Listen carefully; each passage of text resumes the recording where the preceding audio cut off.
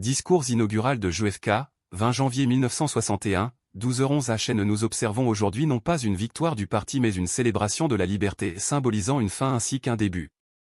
Point signifiant le renouveau ainsi que le changement, car j'ai prêté devant vous et devant Dieu Tout-Puissant le même serment solennel que nos ancêtres ont prescrit il y a près d'un siècle et 3/4. Le monde est très différent aujourd'hui, car l'homme détient entre ses mains mortelles le pouvoir d'abolir toutes les formes de pauvreté humaine et toutes les formes de vie humaine. Et pourtant, les mêmes convictions révolutionnaires pour lesquelles nos ancêtres se sont battus sont toujours en cause partout dans le monde. La conviction que les droits de l'homme ne viennent pas de la générosité de l'État mais de la main de Dieu. Nous n'osons pas oublier aujourd'hui que nous sommes les héritiers de cette première révolution.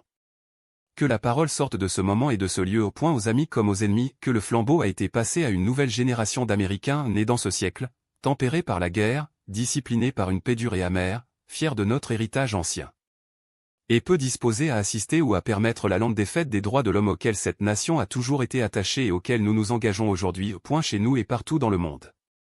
Que chaque nation le sache, qu'il nous souhaite du bien ou du mal, que nous paierons n'importe quel prix, supporterons n'importe quel fardeau, affronterons n'importe quelle épreuve, soutiendrons n'importe quel ami, nous opposerons à n'importe quel ennemi, pour assurer la survie et le succès de la liberté.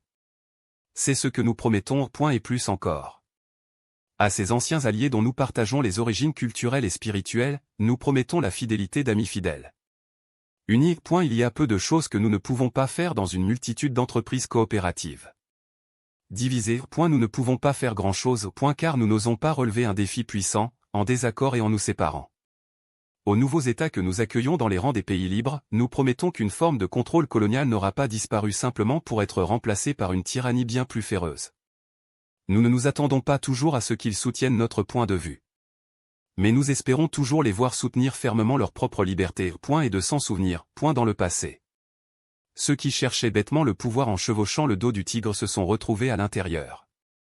Aux personnes qui, dans les huttes et les villages de la moitié du monde, luttent pour briser les liens de la misère de masse, nous promettons de faire de notre mieux pour les aider à s'aider elles-mêmes, quelle que soit la période nécessaire. Non pas parce que les communistes le font, non pas parce que nous recherchons leur vote, mais parce que c'est juste. Si une société libre ne peut pas aider les nombreux pauvres, elle ne peut pas non plus sauver les quelques riches. À nos républiques sœurs au sud de notre frontière, nous offrons un engagement spécial pour convertir nos bonnes paroles en bonnes actions, dans une nouvelle alliance pour le progrès, pour aider les hommes libres et les gouvernements libres à se débarrasser des chaînes de la pauvreté. Mais cette révolution pacifique de l'espoir ne peut pas devenir la proie de puissances hostiles. Faites savoir à tous nos voisins que nous nous joindrons à eux pour nous opposer à l'agression ou à la subversion partout dans les Amériques, et que toutes les autres puissances sachent que cet hémisphère entend rester maître de sa propre maison. À cette Assemblée mondiale d'États souverains, les Nations Unies, notre dernier espoir à une époque où les instruments de guerre ont largement dépassé les instruments de paix, nous renouvelons notre engagement de soutien, pour éviter qu'il ne devienne simplement un forum d'invectives, pour renforcer son bouclier des nouveaux et des faibles et d'élargir la zone dans laquelle son bref peut s'étendre. Enfin, aux nations qui voudraient devenir nos adversaires, nous offrons non pas un engagement mais une demande, que les deux parties recommencent la quête de la paix, avant que les sombres puissances de destruction libérées par la science n'engloutissent toute l'humanité dans une autodestruction planifiée ou accidentelle. Nous n'osons pas les tenter par la faiblesse. Car ce n'est que lorsque nos armes seront suffisantes sans aucun doute que nous pourrons être assurés avec certitude qu'elles ne seront jamais employées. Mais de grands et puissants groupes de nations ne peuvent pas non plus se réjouir de notre attitude actuelle. Les deux camps sont surchargés par le coût des armes modernes, tous deux alarmés à juste titre par la propagation constante de l'atome mortel, mais tous deux se précipitent pour modifier cet équilibre incertain de la terreur qui retient la main de la guerre finale de l'humanité. Alors recommençons, en rappelant de part et d'autre que la civilité n'est pas un signe de faiblesse et que la sincérité est toujours sujette à preuve. Ne négocions jamais par peur, mais n'ayons jamais peur de négocier. Laissons les deux parties explorer les problèmes qui nous unissent au lieu d'insister sur ceux qui nous divisent. Que les deux parties formulent pour la première fois des propositions sérieuses et précises en matière d'inspection et de contrôle des armements, et amener le pouvoir absolu de détruire d'autres nations sous le contrôle absolu de toutes les nations. Que les deux camps cherchent à invoquer les merveilles de la science plutôt que ses terreurs. Ensemble, explorons les étoiles, conquérons les déserts, éradiquons les maladies, exploitons les profondeurs des océans et encourageons les arts et le commerce. Que les deux parties s'unissent pour tenir compte, dans tous les coins de la terre, du commandement d'Isaïe, pour défaire les lourds fardeaux, laisser les opprimés se libérer.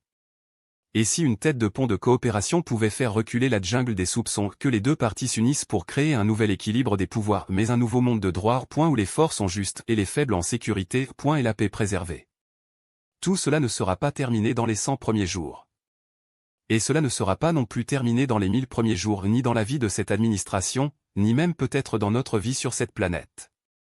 Mais commençons. Entre vos mains, mes concitoyens, plus que le mien, restera le succès ou l'échec final de notre cours. Depuis la création de ce pays, chaque génération d'Américains a été sommée de témoigner de sa loyauté nationale. Les tombes des jeunes Américains qui ont répondu à l'appel au service entourent le globe. Maintenant, la trompette nous appelle à nouveau, pas comme un appel à porter les armes, même si nous avons besoin d'armes, pas comme un appel au combat, même si nous sommes assiégés, mais un appel à porter le fardeau d'une longue lutte crépusculaire, année après année, se réjouissant dans l'espérance, patient dans les tribulations, une lutte contre les ennemis communs de l'homme, la tyrannie, pauvreté, maladie, et la guerre elle-même.